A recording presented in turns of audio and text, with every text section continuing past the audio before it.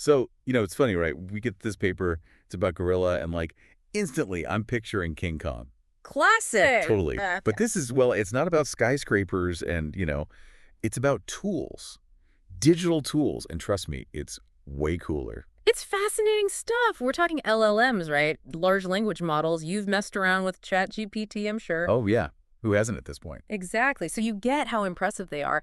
But here's the thing. Even the most amazing LLM, it's still stuck, Like, what makes humans different is we use tools.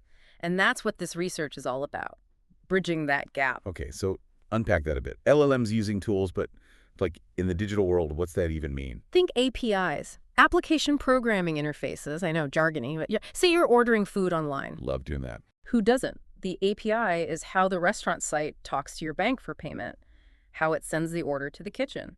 They're the messengers, so different software pieces work together seamlessly, ideally. Okay, so APIs are how software talks, basically.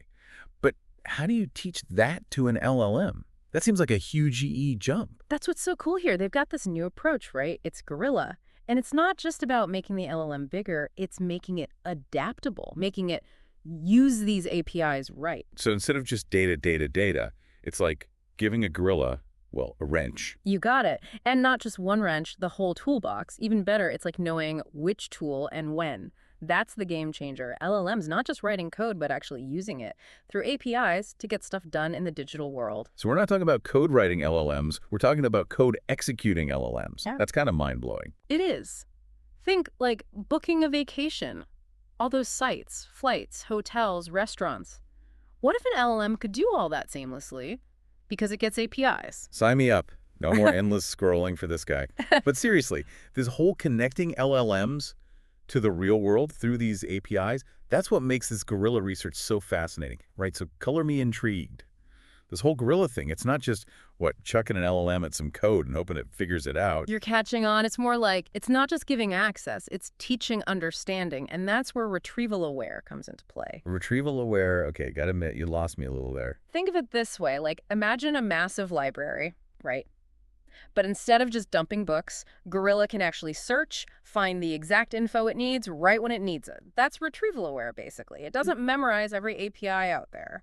Which, good luck with that, right? Right. It's more about it learns to use the documentation, like a search engine, but for APIs. So new task, boom, pulls up the docs, understands the instructions, uses it right. So it's like giving the LLM an encyclopedia set, but also teaching it how to use the index. Perfect analogy. And that's key to why it works so well. They tested it, by the way, with this thing called APIBench. APIBench. Okay, hit me with that. Thousands of real APIs from HuggingFace, TorchHub, all sorts. We're talking a lot of tools here. They wanted to see, can Gorilla actually find and use the right one for the right job? And the verdict is? Crushed it. Absolutely crushed it. Crushed it, being, if I recall, it even beat GPT-4 on some of these tests.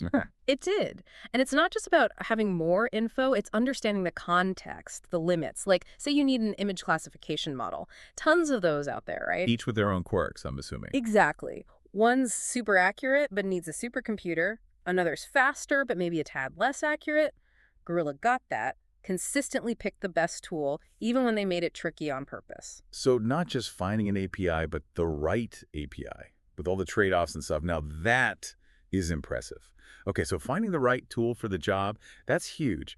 But the real world, it's ever-changing, What if the API itself updates or something? Right. Things get outdated, versions change, it's messy. That's exactly what the researchers wanted to test. They actually messed with the API docs on purpose during the test. Oh, sneaky. So did Gorilla, freak out or keep going? It kept going. And not even just kinda, it totally nailed it. Realized the docs were different, picked the new correct API call.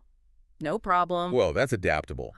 It's it understands that knowledge isn't fixed. It can roll with the changes and still get the job done. That's the key right there. Because out in the wild, software is always evolving, and that's why this has such big implications. Think about, robotics. We're talking LLMs actually controlling those physical robots, not just, writing their code. Exactly. Imagine LLMs handling complex tasks in real time, getting new data, adapting on the fly, all because they can use these APIs as their tools. Mind-blowing stuff. It's like sci-fi becoming reality. But it does make you think, right? If AI can use tools this well, what does that mean for us? It's the big question, isn't it? how do we work alongside something that's not just smart, but can actually DO things in the world, maybe even better than we can in some cases? Man, this whole thing, this guerrilla research, it's really got me thinking about the future. It's not just text and chatbots anymore. It's like Yeah. AI is becoming a maker, a doer, not just a talker. And that's a future that's just around the corner. Definitely a lot to unpack there. This deep dive wasn't just about some new tech. It's got me pondering some pretty profound stuff. Thanks for walking us through it.